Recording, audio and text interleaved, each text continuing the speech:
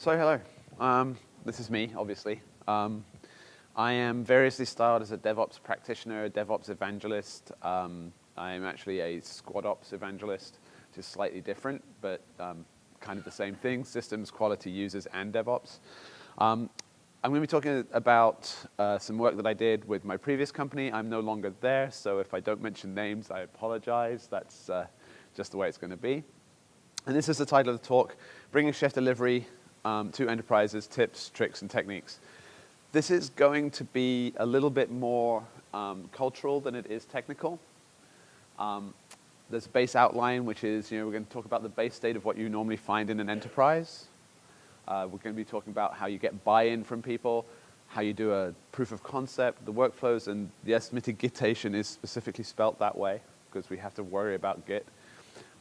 Then how we fix things in our chef environment, in our current chef environment, and also some common issues that you see with delivery. I'm going to still refer to it as delivery, even though it's now suddenly become workflow. Thanks, Chef, for completely screwing up all my slides today. Here's the really basic. If you don't want to be here and you're actually just killing time, this is what you're going to get to hear about, right? Basically, an organization is made up of people. The technical issues are important. There are some really serious ones that we're going to touch on. But getting people on board and, more importantly, educated is going to save you time, money, heartache, and effectively a lot of pain. So let's jump right on in. The base state, yes, everything's kind of a comic font thing, so you're just going to have to deal with that today. Quality is a priority. Most people in enterprises think that they have some kind of continuous integration. Who here has continuous integration actually running in their enterprise? Hey, how many people actually think, you can keep your hands up, how many people actually think that that's more continuous integration-ish? It's more likely, okay. And how many people, for them, continuous integration means, well, we've got Jenkins running and the bill went red. That's good. I'm glad to see there's only like 2 or 3 people there. Okay, so here are the normal continuous integration problems, right? We have a large number of tests that are running. Okay, and some of these are development tests. Some of these are just tests that don't really work and never have worked. There's a bunch of information that comes out from the continuous integration box, and it tells you a lot of stuff, none of which you really need to know to fix your test or to fix what's going on. That noise causes continuous integration blindness. That's one thing that you have to overcome when you're going on the route to delivery. The scale of your test infrastructure, the bigger the test infrastructure gets, the less you get the feedback because you get more and more noise, right? And unless you're actually sitting down and going, okay, this master, and we'll talk about solutions, this master belongs to this team, you're going to have really long feedback loops. You're going to be like, well, I committed to it. I don't have a very large test infrastructure, so it's going to take an hour for it to run, so I'll come back to that tomorrow and see if it passed. Or you've got a really, really large test infrastructure, but you've got every single email coming in. The other thing that happened, and this is fairly true in most enterprises, is that code goes over the wall to QA. It doesn't really get tested. Code is not tested by developers, or it is sort of tested by developers, but no, it works on my box, it's perfectly fine, right? So here's how we solved those, right? First thing was to clean up the notifications. We took down every single email and made it into basically 4 lines. What went wrong, where you could go and find the console output, why you were getting this, and what the machine was that ran it. We clearly defined our test infrastructure. Every single team got a master, right? And that really helps. It means every single team has its own master. It means that you are only listening to those machines. Thing that we didn't get to do, this is the is it containers all the way down piece. We did not get to do something that I'm hoping to implement at my current place, which is that every single team gets a Jenkins master in a container, which means that every single developer can use that Jenkins master to run their tests locally, and their normal Jenkins slave in a container as well. This goes the same for Travis. This goes the same for any of the CI systems, okay? That way you know that what happens on your local box is going to happen when it hits the CI system. And then we gamified testing as well. We had a nice little thing whereby you could see which team was doing best in the number of tests that was running or how long the tests had taken to run. Without continuous integration, you don't have continuous delivery. Without continuous delivery, and even though we're talking about bringing chef delivery here, without continuous delivery, you can't move forwards, right? You can't go down the path of chef delivery if you don't at least have some basic things in place, which is why we're talking about this at the moment. Okay. This is fairly true that the power resides where men believe it resides, no more, no less. That means that it doesn't matter how much you want delivery. It doesn't matter how much you want to go down the chef automate route. Unless the people who's actually signing the check sign the check, you're not going to get it, right? So we in this room are primarily in the middle circle here, right? We're the implementers of change. We're the people who are actually going to be doing the work, but we don't work very well unless we have some guinea pigs to run our changes on. And you can treat them like guinea pigs, but you just have to feed them nicely and make sure they've got nice good bedding and it's all nice and soft. And then there's the wielders of power. Right? Those are the people who really, when it comes down to it, they've either got some political ambition at the company, or they've got some actual real money, or they want to be seen to be leading change and making cultural changes within the company. There's definitely one example whereby a person literally left the company for a period of 3 weeks, saying, well, okay, we'll get delivery in, had got everything up to the door, right? Could not get it over the line, couldn't get it over the line, couldn't get it over the line. They went on vacation for 3 weeks, they came back, and miraculously, the person who had been going, no, we shouldn't have it, we shouldn't have it, we shouldn't have it, was like, I've brought delivery to the company. That stuff does happen, it's kind of painful, and it's part of the culture that we need to kind of start to break down. And one of the ways that we break this down is, of course, bringing in the tooling that helps, right? It brings in the collaboration tooling. So I spoke to, at last count, 14 different companies who've been working with delivery. This thing here, Squad Ops, is the thing that makes things work. When they were bringing in delivery, they made a team that was focused around not only the systems, but the quality, the users, and the DevOps teams. It wasn't just, oh, the DevOps team is going to go do this, right? It was a fully cross-functional team, okay? Because creating culture, and that's what we're doing with delivery, right? It's data-driven as much as anything else, right? They want to be able to show, hey, this is exactly how this works. Here are the things that we're going to show you, right? This is how much risk you're going to mitigate. So plan out the benefits of how you're going to show these things, right? We know that we get faster reaction times with continuous delivery, right? We know that, oh, it doesn't matter. I'm going to do this thing for it's a nice to have feature. Don't worry about it. We'll get it. It suddenly becomes this, we must have that feature right now, right? Or you have a new customer who comes on board and says, love everything that you've done so far. I need everything to be multi-tenant right now, right? And suddenly you've got to do that. With continuous delivery, you have the ability to just kind of go, and with chef delivery specifically, you have the ability to go, okay, we can adapt to that. So your proof of concept needs to show that. It also needs to show how little risk there is when you're doing a release and deployment. We have a 200 cluster fleet that we would deploy to every roughly 3 weeks. That cluster was about 6 to 8 hours to roll out. It was horrible. The reason it was 6 to 8 hours was because somebody had not actually decided to put the gems on the boxes, just pulled down every single gem every time, had never actually locked some of the gems, and so Ruby had to be restarted every single box, every single rollout. Every 3 weeks, okay, so it takes us 6 hours.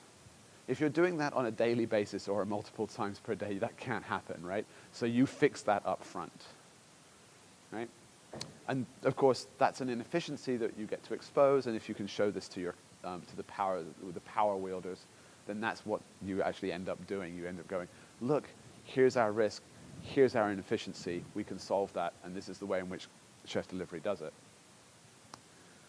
The other thing about chef delivery is, of course, it allows you to have much more flexible releases, right? Your source code and your test code and your automation all reside together. So all of your configuration is there, right? And because the system is there to be continuously delivered, right? It means that the system has to be flexible to handle anything that's coming into it. Even though it's one nice solid pipeline, right? It still needs to be flexible enough to be able to manage everything going out. So those are great things to show and move on to like, hey, let's go for delivery. Okay, so now you need to build out the proof of concept, right? That was all nice planning and the good base state to start with. Okay. First thing to think about when you're building out the proof of concept is the environments. Environments are not as much as we want them to be. They have changed. They are no longer it's this set of machines or this set of machines, right? It's a set of services that talk to one another, right? That set of services talking to one another is effectively a configuration, right? And if you start planning your environments that way and thinking, oh, you know, it doesn't matter that it resides in this data center and half of it resides in that data center. I need these things to talk properly because that's actually my acceptance environment for this service. And those are the dependers, right? That's the way you start to think through things. You already have a set of this working live in every single enterprise that I've ever spoken to. We have staging. You may not call it staging. You may decide to call it test 2. You may have production, which is, you know, variously called beta or, you know, various other different names. But there's a set of environments. Now it's a question of like figuring out which are the environment services that you map, right? And that really boils down to a really huge problem with delivery, not a problem with delivery itself, but with adopting it, and that is the network topology. Delivery has to be able to talk to everything it's going to manage, right? And it's going to manage 4 environments up front. It's going to manage acceptance, union, rehearsal, and delivered. And here's the really cool thing, right? Even if you have got next staging, staging, beta staging, and production, start talking about these names from day one. Go, okay, acceptance. What is acceptance? Acceptance is basically your isolation testing, right? Union, it's basically your big integration of the pipeline. Rehearsal, it's your pilot stage. And then delivered is production or wherever you want to go. It doesn't have to be production, of course. We found that in cases where people have actually done this and used the delivery terms up front, they had much more successful adoption rates. I'm going to crank through this. I think everybody here knows the benefits of using separate VPCs for separate environments. If you don't, please come and have a conversation with me afterwards. Security groups. This is kind of important. It's difficult to move security groups with Amazon Classic, obviously. It's kind of a difficult thing to do, and you will want to do that after you've built your proof of concept out. So try and figure out how you can do that for real. And again, map your current environments well. Okay. We talked about this a little bit. At least 3 of the companies that I spoke to had to build bridges between different environments in order to get delivery to work. Spending the time up front to work on the network topology and figure out, okay, rather than have it all residing in EC2, I know I've got some OpenStack machines, so maybe I have to like figure out some security groups and open some ports here and figure all of that stuff out up front. It makes things so much faster and so much more simple. I see Seth there, and Seth's going to turn around and say he doesn't like this piece. But co-locating acceptance and union is actually useful. A lot of the times you'll have depender services and dependent services. Acceptance is specifically supposed to be more isolation testing, right? If you've got service A depending on service B, if you have service A continually ramping and service B continually ramping, which one's the bug lie in? You can't tell, especially if they're 2 separate repos or 2 separate teams are developing on it, right? That means you have a really hard time getting down the rest of the pipeline. And so everybody that I've spoken to who actually got this working really, really well had at least some kind of data store that they had in acceptance where they had copied some data from Union back into the data store so that they could actually use it for tests, right?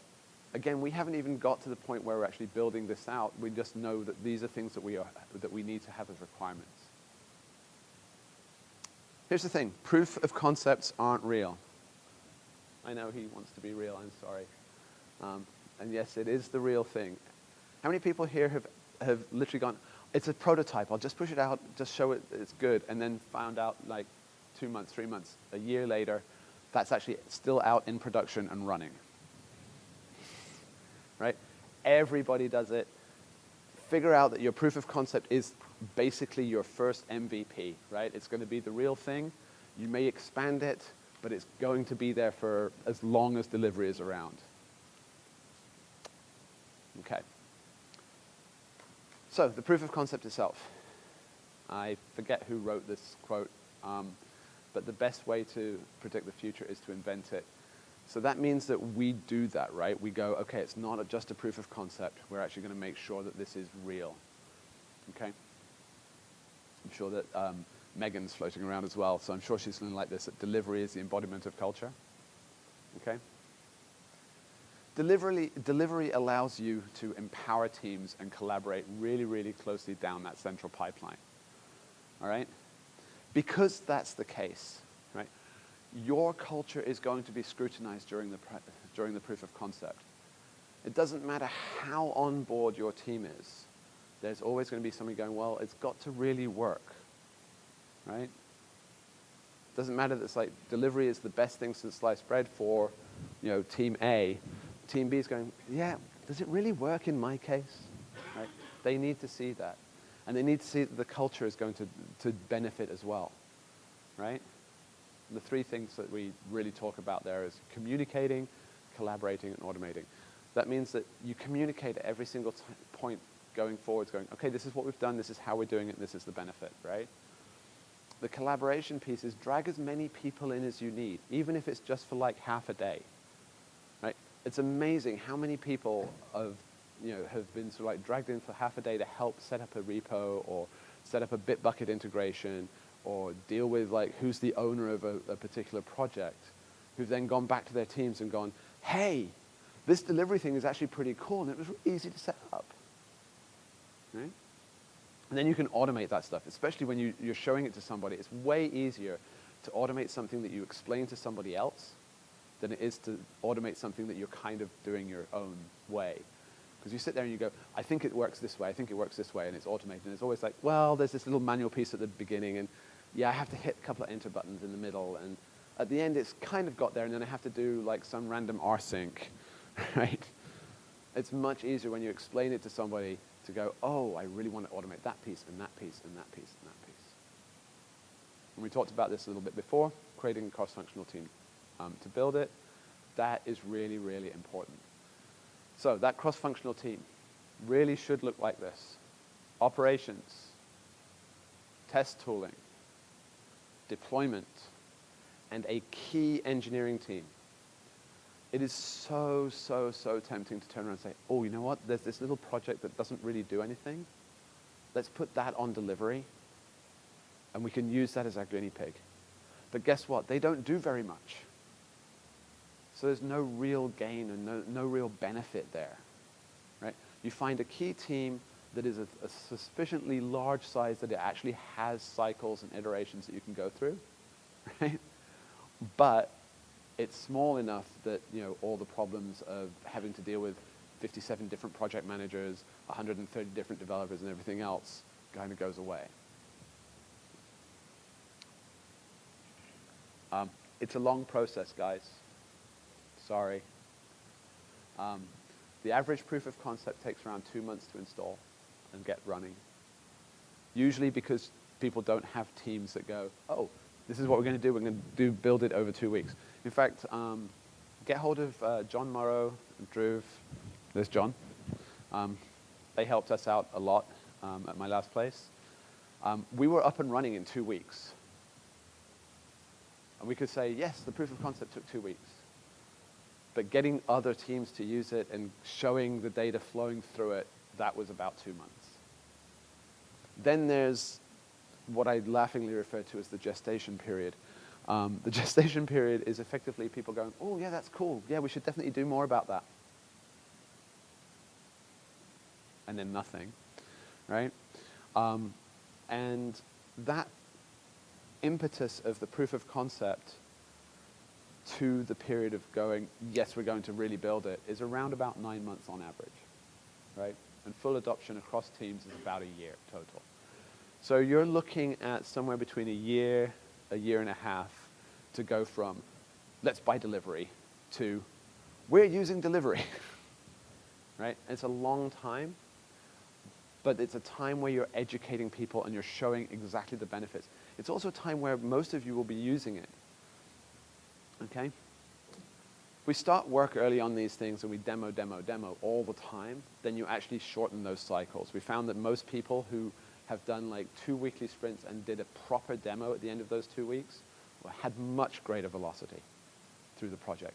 Not only did they have greater velocity through the project, they kept that velocity after the project was built.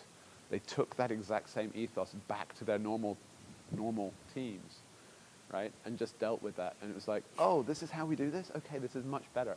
And it meant that the collaboration across the organizations was a lot better. We know this, right? That delivery is a single pipeline, right? This little ninja up here is the deploy ninja. How many people know what a ninja deploy is? Right? Where somebody just drops onto the box and goes, I'm just going to put this piece of code there now because that works. Okay, cool. And doesn't tell anybody, doesn't write a Jira ticket, doesn't write a deploy script, doesn't do anything, right? Let's get rid of the ninja deploy. Use the pipeline, everything goes through that, and that means your cookbooks go through it, right? It means your applications go through it. It means any test changes go through it. All of the configuration management stuff. And because the team who's likely to be building out the proof of concept and putting delivery in place, right, is the operations team, right? Why not just move the cookbook straight up front, right? That's exactly what we did back at the previous place. We had, I think, 230 cookbooks moved in a day and a half. There's 230 repos of cookbooks, okay?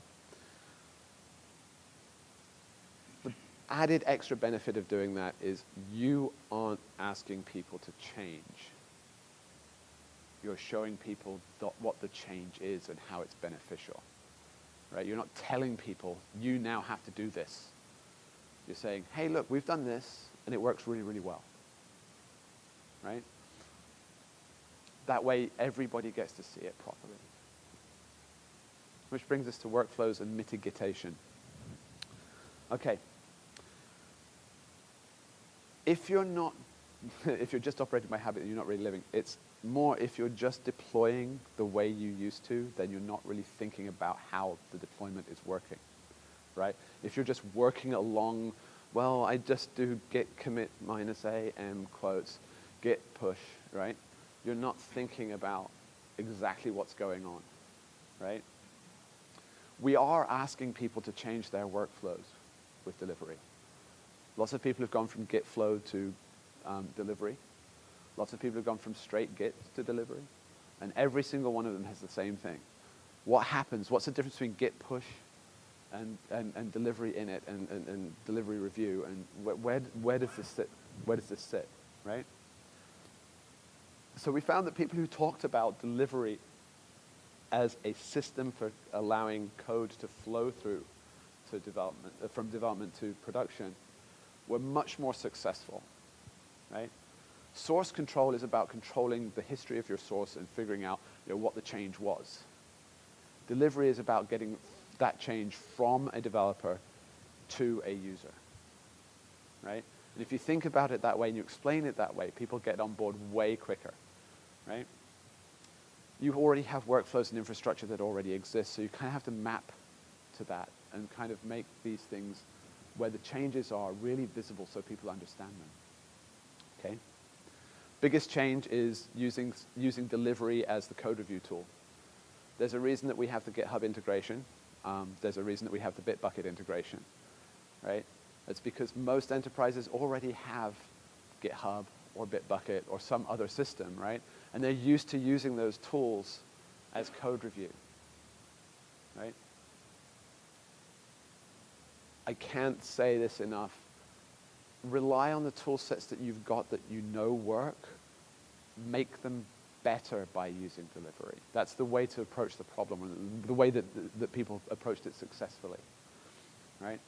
It means that your devs don't get swamped by, oh no, but I really like doing my create pull request in Bitbucket, and I know exactly where I've got it, and I've got all my bookmarks set up and all of that stuff. And now I've got to go to this other place? No, you don't. You can do it the same way. Okay. We talked about this a little bit as well. I'm going to kind of repeat some things as I go through just to make sure that people get them. Delivery is control. It's control of the source flow, of the code flow from the developer to production. Delivery allows you to actually control that in a way that makes sense for the business. And unfortunately, or fortunately, however you want to look at it, it's the business that counts, right? Source control, as we call it in terms of like Git, it's not just knowing your history. It means that we actually have to control our merges. We have to figure out exactly what's going on there, right? Because random commits do equal death. So lock down your masters. Only delivery can merge to master. That is like the biggest tip that we got from every single person, right? GitHub Enterprise can do the exact same thing. Bitbucket can do exactly the same thing, right? I'm going to crank on a little bit faster. Education saves lives, okay? Again, we talked about this. Talk about the points where delivery exists as a system and Git exists as the code tool, right? Have workshops. Workshops work really, really well. Actual practical hands-on workshops, right, for all of the teams. Once you've built out that proof of concept, you can actually get people in and say, okay, so let's move one of your repos across, right, and do an actual hands-on workshop with them and show them where Git push doesn't work and you want to use delivery review. The biggest thing that we found and that we've recommended to people, and this has been recommended on the Chef Success channels as well as externally, right, is you can create Git extensions. They're really easy to create, right, to wrap delivery. If you really can't get people to buy into it and your whole system is going that way, right, it's worth spending the 2 or 3 days to write those little Git extensions and go, okay, this is how you do it, right? It stops people who are new to Git getting overwhelmed, and it stops people who have been dealing with Git for so long that they just want to be with Git, like going, but I don't want to do delivery review. Okay. This is not a typo. Delivery truck is your fiend. It is not your friend. It is your friend if you're going straight into delivery and you are completely brand new and you have your own brand new chef environment, right? But every single enterprise will end up hacking delivery truck to some extent. If you're talking to multiple different masters, you will probably end up having to hack delivery truck, right? Everybody wants to know exactly how I'm going to separate my environments, right? Chef already deals with this, right? It's environment pinning, right? Then have delivery truck go back through the pipeline again once you've proven that everything works, and just push that one change out to the environments, right? And in the real world, again, let's prevent the ninja deploy. Deploy to a canary, right? Most big enterprises using delivery are not going fully out to production. They're going out to a small subset, a canary, right? The big tip is, of course, keep your chef versions locked, right? So that every chef server is the same, right? You don't want to be doing what we were doing, which was chef 14 for delivery and chef 12 for the rest of the infrastructure. Causes all sorts of weird headaches that you wouldn't even expect. Okay, so upgrade your current chef infrastructure if you can. Okay, we use multiple different deployment methods. Every company, again, that I spoke to has at least 2 or 3 different deployment methods. Some people are just using cap scripts. Some people are pure rsyncing. I've seen people doing tarball deploys, all of it, right? So if you can, and this is the habitat piece, right? If you can, try and get the habitat plan built up front, and the habitat package built up right front, and then just pass that down through the delivery pipeline, right? Makes things a lot easier. If you can't, deployments are part of the source, so it doesn't matter. You can have every team doing a different deployment method, providing that they're using build and provision the same way, it doesn't matter, right? And yes, at Company X, Jenkins was not used just for CI. We used it also to do our container builds. Manage the security monster up front, right? Have the conversation up front. You will always, always, always run into this. Well, I don't really want to be continuously delivering to production. You're not really continuously delivering then, but that's the kind of mentality that people think about. So it's, okay, I can get out to a pre-production. I can get out to a canary, right? And this is actually a fairly normal model. It's not a universal model, but it's fairly widely used. So here are the issues. No login. In the delivery section of the environment file, you need to have the fully qualified domain name. And that's not just your IP address, unfortunately. So if you find that you've installed everything and you still can't get a login script, that's likely to be your problem, right? If you need to migrate a project from delivery because you built it in the proof of concept to Bitbucket, it's actually a lot easier than it looks when you read the documentation. You can just update the project setting and it works. Most of the time. If it doesn't, there's probably just something slightly tweaky in the URLs, right? My node don't got that gem.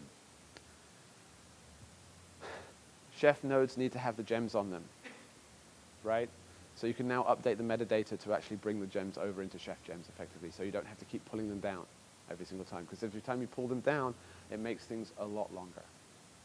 Okay, we talked about this. Continuous delivery to production is scary. So set delivered to a canary cluster. Remember a delivery truck, right? A common issue that we had across the teams was that people saw that a run had failed and they didn't know why, right? A lot of that is logging onto the node and checking exactly why that's there, right? We found that a lot of the time, if you use Chef provisioning rather than the provision step of delivery, you could easily see what the error was, and it was happening at that point. This one, waiting on a worker, I think we had that for 8, 9 weeks in a row, where we'd just have something, what? It's okay. But if your config.json is incorrect and is borked, you get this. It's better than it used to be fair, right? Like when we first adopted it, and the reason that Seth and I are laughing about this, we were the first paying customers for delivery. When we first adopted it, it just stood there and just went, I'm doing something, and you had no idea what. At least now you had like some kind of vague, I'm waiting for a worker, but all the workers were free, so you could go and check it. It's very difficult to do upgrades of delivery if you're behind a corporate proxy. There's been a lot of work recently on proxies and on certificates, right? It really helps. You have to dig into that documentation up front, right? If you get yourself aware of how that's going to work, then you will be much more likely to adopt easily, right? And you'll be able to explain those things to the security persons to, well, I've got this corporate proxy, nothing can come in. I need to do an upgrade, but nothing can come in.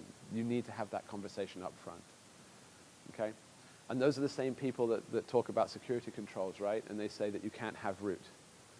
We ended up writing at least 2 cookbooks that just granted sudo access to delivery and just said, there you are, you've now got sudo access for every environment except for production, because we weren't going out to production. This is a common complaint that we've seen. How many pipelines can you have with GitHub Enterprise? It's 1 per project. That's not the case in Bitbucket, so everybody move to Bitbucket. No, I'm kidding. But be aware of that up front. You're not going to have multiple pipelines per project with the GitHub Enterprise integration. Okay, that's it. The big link up here, actually, I cribbed most of my stuff from there, right? That stuff actually works. The documentation for delivery is insanely good, and it's readable by people like me as a manager, as opposed to people who are actually doing the work, right? Everybody gets to be able to read it. Cool. Thank you very much.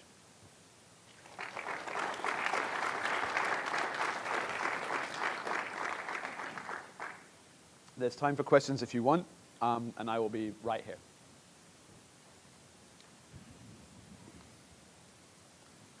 Yes, Mario.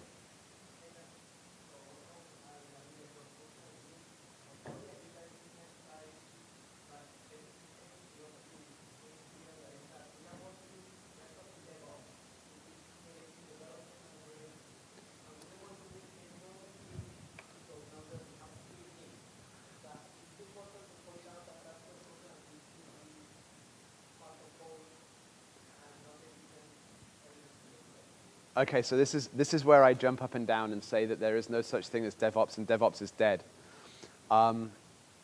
We have unfortunately built silos out.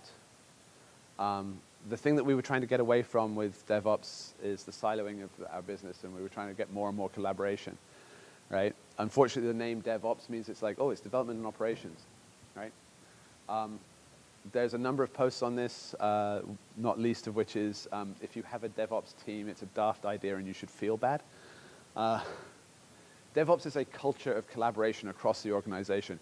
If you aren't practicing Chef DevOps Kung Fu and you're not talking about things like sales being involved and finance being involved and project management being involved, right, then you're really not practicing true DevOps. You've got definitely the DevOps piece of it, and I'm sorry to sound preachy, this is just kind of like my little high horse. There's a reason I use squad ops most of the time rather than DevOps, because that way you actually have people buying into the system, the quality, the users, and the development operations people, right? That means that every single person is seen to. That means that your cross-functional teams have to be involving other teams. You can't just go, I've got this development operations team and I've got this engineering team and do that together, because you don't get the visibility. So I completely understand the DevOps portmanteau. We have to start thinking about how we express that wider.